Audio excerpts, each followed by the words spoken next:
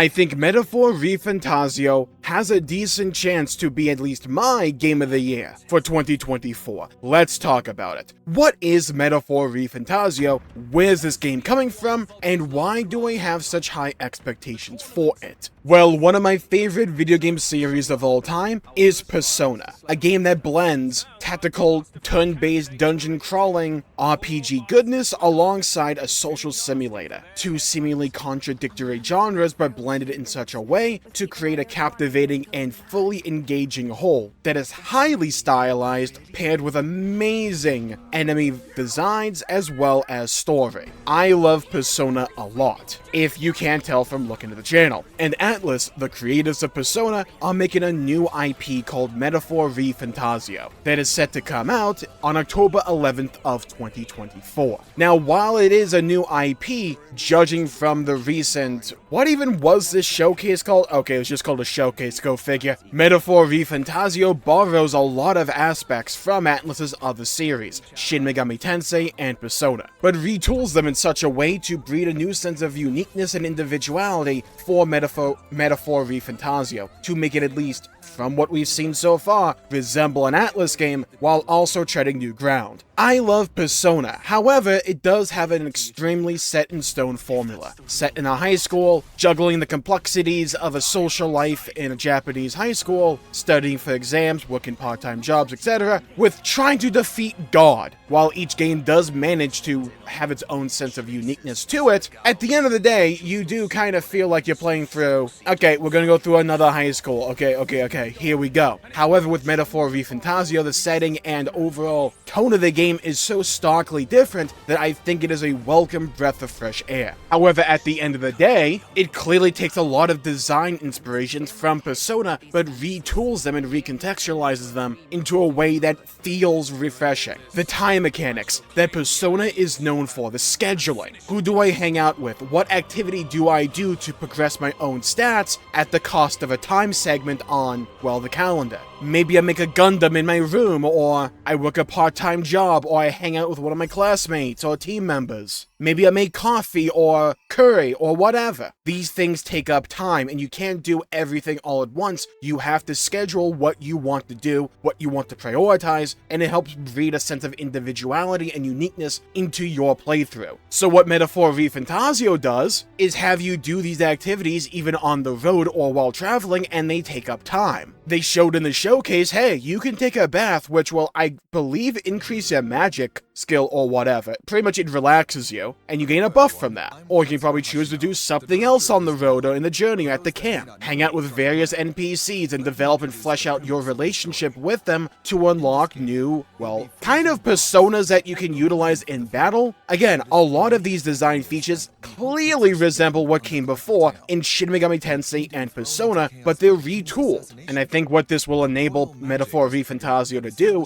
is to feel familiar to a lot of people who have played Shin Megami Tensei or Persona before, but also still feel new and refreshing, which is something critically needed, especially if you've played these games for years and years. A breath of fresh air, a lot of the times, is exactly what you need. At least for me. If I play any one thing repeatedly and on end, I'll get bored of it. But give me something that I love with a different flavor, and maybe I can grow to appreciate that thing all the while. I've been wanting Persona to try something new for Persona 6 for a while now, because I don't want Atlus just to make one kind of game and call it a JG. And it seems like what I kind of want out of Atlus, they're willing to try when it comes to Metaphor ReFantazio, which is great. Allow these IPs to exist to do their own thing while attempting something new. So many companies and games out there are so afraid of trying anything new in fear of not being received well. And who knows how Metaphor ReFantazio will actually end up. We don't know how it will be received, or how good the game actually will be, but Atlus tends to at least make a good game. They rarely ever miss in that regard, and while we can,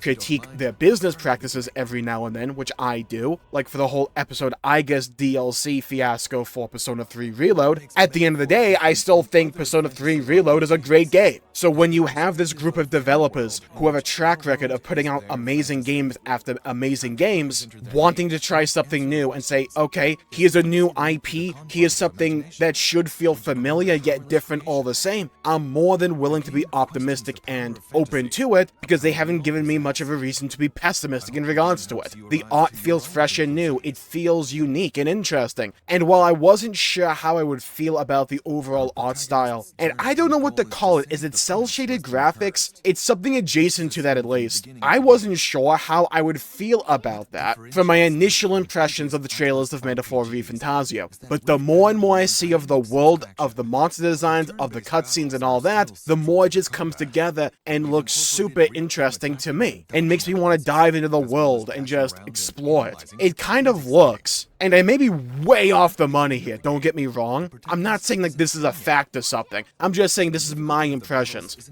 What it gives off to me is like a storybook, and maybe cel-shaded graphics was the wrong term before, maybe it's like watercolored, where you don't get like all the fine details, but with the use of color and the overall shape of things, you can understand and see the picture. It's really interesting to look at because it's also like, I wouldn't say juxtaposed, but it's more like intertwined with borderline a Ghibli art style, like a Studio Ghibli art style, mainly in terms of the character design, at least for some of them, and like some of the monster design, like the giant thing you use to traverse the wastelands between settlements and all that. It has this sense of magic to it that I feel is intrinsic to a fantasy experience, and that's one of the things that Atlus is normally so known for. Nailing the aesthetic, nailing the tone and the atmosphere for a game. The UI looks great, it looks extremely similar, in my opinion, to Persona 3 Reload. That is not a bad thing, at all. And overall, the more and more I see of Metaphor ReFantazio, the more any initial knee-jerk fears or concerns that I had for it begin to fade away. And what remains is genuine optimism in this game. And I love the fact that they're seemingly taking risks with it. The combat and customization feels in-depth and refreshing. The skill trees and all that, depending upon what,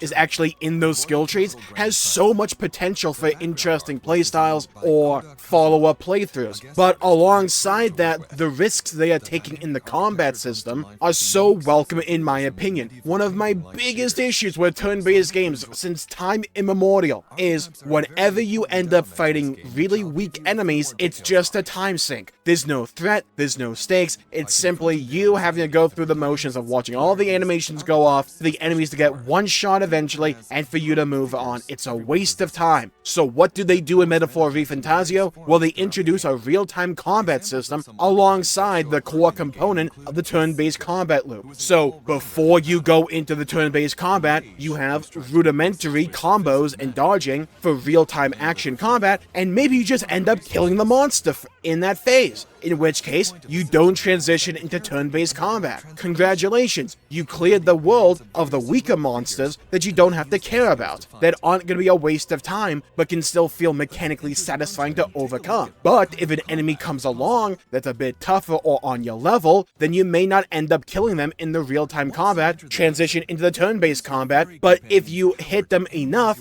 in the real-time combat, it might put you in an advantageous position in the turn-based combat. They synergize and work together. That has so much potential in my opinion. It's a really simple idea, but it can pay so many dividends on the back end in terms of just alleviating minor moments of annoyance that you may have in other games like this. And it's a decision, it's a mechanic that looks so impressive and ingenious in my opinion. If it works well in Metaphor ReFantazio, I'm gonna want it in Persona 6. Okay, the more I think about it, the more it's been kind of in Persona, at least in Persona 5 Royal. Remember when you upgrade Ryuji in the car, and you go to Mementos, you can just kind of drive over them if they're really weak? It's like a more interesting version or iteration on that, which also goes to what I've been saying for the longest time for Persona. Because I haven't played a lot of Shin Megami Tensei games, I haven't even beaten 5. and that's really the only one I've played, so I can't speak for that series, but it's so blindingly obvious to me just from Persona alone that when Atlus goes from one project to the next, or one title to the next, they take a look in the mirror. They look at the man in the mirror and say, hey, what did we do right? What did we do wrong? What can we improve upon? They rarely ever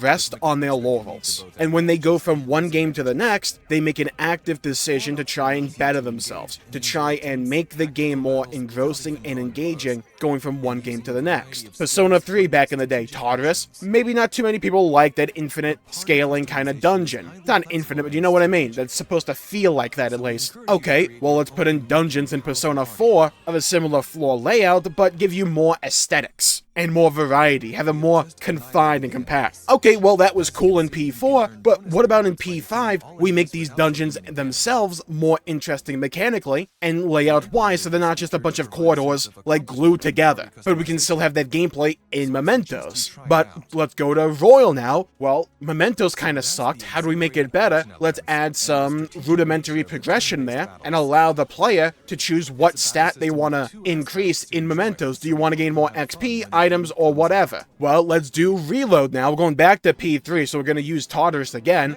but how do we make this better? Well, we can add some more rewards in Tartarus. It may not fix it. We're going to add some monad floors in there as well. These like instanced off locations for a different flair of gameplay. We can retool healing to make it a little less frequent and easy to perform, and we can flesh out the combat. Oh, maybe Royal was a little bit too RNG or a little bit too easy and reliant on one more attacks because we allowed you to buff them through the roof. Okay, well phases are still pretty powerful because of the one more system, but what if we rein in a bit of that RNG in places? Go from Showtime to Theurgies, where each character builds up that gauge depending upon their own unique individual playstyle. That adds individual playstyle uniqueness and individuality and identity. When you analyze these games, going from one to the next, you can see an honest attempt from Atlus to try and improve their games. And you can also identify what they identified as weaknesses and what they identified as strengths. I think they're doing the same thing here with Metaphor ReFantazio, while also trying to take a lot more risks and just see, okay, we're not bound by the traditional confines of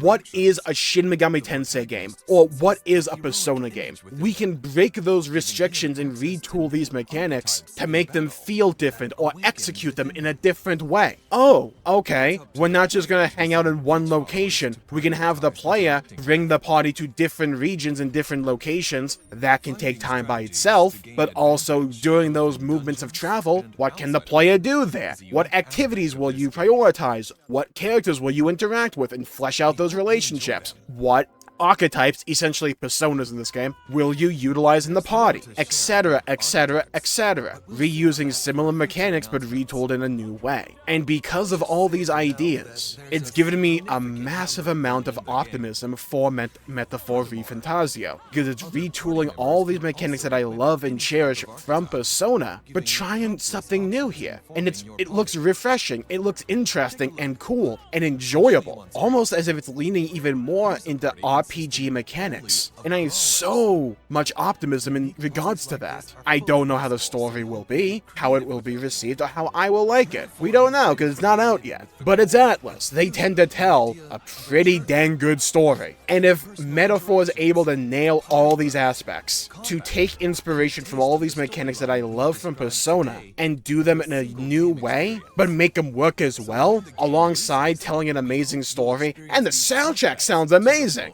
I think Metaphor ReFantazio could easily be one of, if not my favorite game to come out in 2024. When it comes to awards shows, I still think Helldivers 2 will win any award show, or at least a lot of them, just based on the whole impact on the industry on the whole. However, for my own personal game of the year, I think there's a big chance Metaphor ReFantazio could end up being the game I enjoy the most out of 2024. I don't know if it will be, we have to wait and see, but I think as of right now, it has a really good shot of going up there. And with that, I'll call the video there for the day. Leave a comment down below with your thoughts, your opinions, your impressions on Metaphor ReFantazio. link in the description down below to the showcase, which I've been using as video in the background for this video. If you want to go check it out for yourself, it was a really interesting showcase, and they showed a lot, which I like. Show me gameplay, show me what it will be like to play the game, and they largely did, at least in part. There was a lot of gameplay shown, and I appreciate that. So go check it out if you want. Stay safe, have a great day, leave a like and subscribe if you like the video and you want to see more content. I know I would appreciate it, and I will be covering Metaphor ReFantazio up to its release, and we will definitely be playing it on the channel. Thank you all for tuning in, stay safe, have a great day, and I'll see you all next time. Bye bye everybody, until we meet again.